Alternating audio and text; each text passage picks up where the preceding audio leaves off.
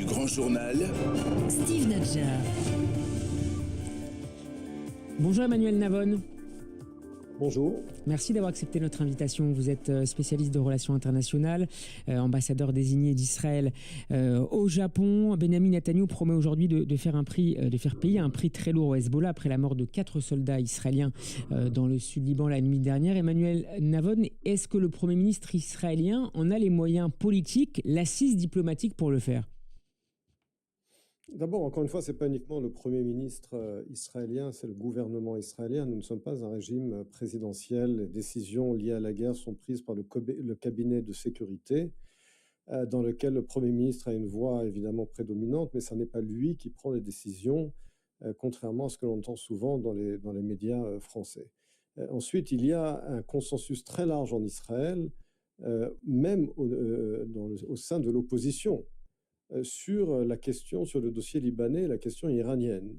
Il ne s'agit pas là d'une position minoritaire d'un gouvernement ou d'un Premier ministre, mais d'un consensus national très large sur le fait qu'il n'est pas acceptable de continuer de se faire tirer dessus par cette organisation terroriste téléguidée par l'Iran, alors même qu'ils viennent de tuer 4 de nos soldats.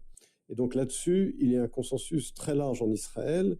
Israël maintiendra sa zone de sécurité au sud Liban et continuera de frapper les terroristes du Hezbollah tant que cette organisation n'aura pas été désarmée et n'aura pas posé les armes. Y compris Emmanuel Navon à Darkié, dans la banlieue sud de Beyrouth, qui est ce sur quoi insiste particulièrement à la fois l'administration américaine, mais aussi plus largement les Iraniens. Les Iraniens peuvent demander ce qu'ils veulent, cela ne nous intéresse absolument pas. Israël agira partout au Liban, et je dis bien partout, dans toutes les villes, dans tous les quartiers de Beyrouth et ailleurs, là où il y a des terroristes du Hamas, il n'y a aucune immunité pour les terroristes du Hezbollah, pour les terroristes du Hezbollah au Liban, où que ce soit. Quitte à créer ou à prolonger une brouille avec l'administration américaine. Quand on dit l'administration américaine, il faut bien comprendre qu'il y a une brouille au sein de cette administration entre la tendance Rubio et la tendance Vance. Donc le secrétaire d'État d'un côté, le vice-président de l'autre. Exactement. Il suffit de regarder le visage de Marco Rubio lors de la signature de l'accord au Palais de Versailles. C'est clairement dans la guerre interne entre Marco Rubio et J.D. Vance. C'est clairement J.D. Vance qui a eu sa position, qui a vu sa position adoptée par le président, et tout cela évidemment dans le contexte de la du futur combat entre les deux hommes pour la présidence des États-Unis, pour la candidature à l'investiture du parti républicain. Donc il y a plusieurs positions, en tout cas 2 positions fondamentales au sein de l'administration américaine. Il est clair que celle de Marco Rubio est beaucoup plus avantageuse, beaucoup plus proche de celle d'Israël, mais qu'en tout cas, quels que soient les dires de J.D. Vance et ce que je décrirais comme son déchaînement dans les médias ces 3 derniers jours, Israël ne se retirera pas, j'insiste bien, de sa zone de sécurité au sud Liban, quitte à avoir un affrontement avec les États-Unis. Cela a eu lieu parfois dans le passé, lorsque des questions fondamentales sur la sécurité d'Israël étaient en jeu. L'Iran, à travers le président de son Parlement, Mohamed Khalibaf, qui a dirigé la délégation iranienne pendant les négociations, a insisté ce matin sur les lignes rouges de Téhéran. Les négociations ne se poursuivront pas, a-t-il indiqué, si les combats devaient se poursuivre entre Israël et le Hezbollah. Est-ce qu'on peut s'attendre, Emmanuel Navon, à ce que les Iraniens continuent d'instrumentaliser cette carte libanaise pour mieux ne rien céder dans les négociations particulièrement délicates qui devaient s'ouvrir d'ailleurs aujourd'hui avec la partie américaine ? Déjà, ils n'ont rien cédé dans les négociations sur le cessez-le-feu signé avec les États-Unis. Ils ont tout obtenu. Donc pourquoi devraient-ils mettre de l'eau dans leur vin ? Ils ont tout obtenu des États-Unis. Ils obtiennent un cessez-le-feu. Ils gardent leur uranium hautement enrichi. Ils cessent de bloquer le détroit de Hormuz comme s'ils avaient un droit de le faire, comme si c'était leur propriété personnelle. Et ils récupèrent des dizaines de milliards de dollars pour leur économie, pour refinancer leur régime et leur proxy à travers le Proche-Orient. Donc ils n'ont cédé sur rien, et je ne vois pas pourquoi il devrait céder sur quoi que ce soit dans les négociations futures au vu de l'expérience de ces dernières semaines. Est-ce qu'on s'est trompé, Emmanuel Navon, sur les véritables intentions de l'administration Trump dans le dossier iranien? Vous citiez tout à l'heure les déclarations troublantes de J.D. Vance ces derniers jours, à la fois sur la question nucléaire ou encore même sur la question balistique qu'il justifie du point de vue iranien. Vous nous expliquez tout à l'heure l'existence de deux lignes. Visiblement, pour l'instant, Donald Trump, enfin en tout cas, suit désormais celle dessinée par J.D. Vance. Mais est-ce qu'on a mal appréhendé, côté israélien, ces dernières semaines, les nouvelles orientations de la politique américaine?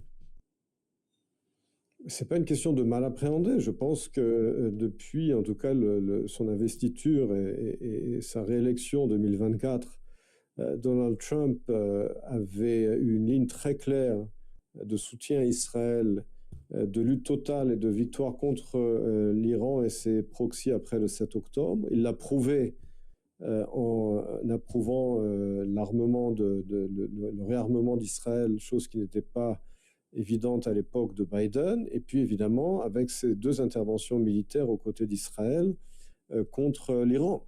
Et puis il y a eu ce retournement récent, je pense que personne ne pouvait véritablement s'y attendre, même si tout le monde était conscient de la ligne de J.D. Vance. Et d'ailleurs, je vous rappelle que J.D. Vance est spécialiste pour jeter les alliés des États-Unis sous les roues de l'autobus. Il l'avait déjà fait avec Zelensky devant les caméras, dans le bureau ovale, en finalement répétant la propagande de Vladimir Poutine devant le président ukrainien. Donc J.D. Vance donne parfois l'impression de répéter véritablement la propagande des ennemis des États-Unis, il faut le dire très clairement.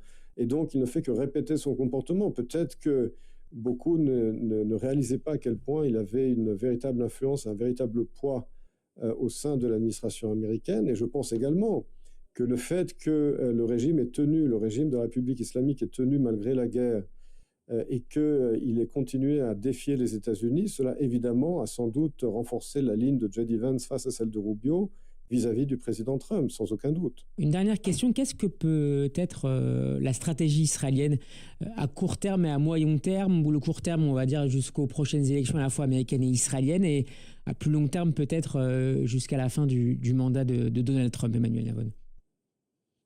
Alors, en ce qui concerne les élections, aussi bien en Israël qu'aux États-Unis, en Israël, comme vous le savez, il y aura des élections générales d'ici le mois d'octobre, mais il faut bien comprendre, là encore, contrairement à ce qui se dit dans les médias français, que quelle que soit l'issue de ces élections, il y a un consensus très large entre les différents candidats et les différents partis politiques sur la question sécuritaire et sur la question de l'Iran. Il n'y aura pas de changement fondamental sur les questions sécuritaires, quelle que soit l'issue des élections en Israël. Cela, il faut bien se le mettre dans la tête.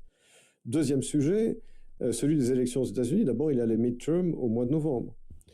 Et là, si Donald Trump perd sa majorité, il deviendra très limité dans sa capacité à gouverner.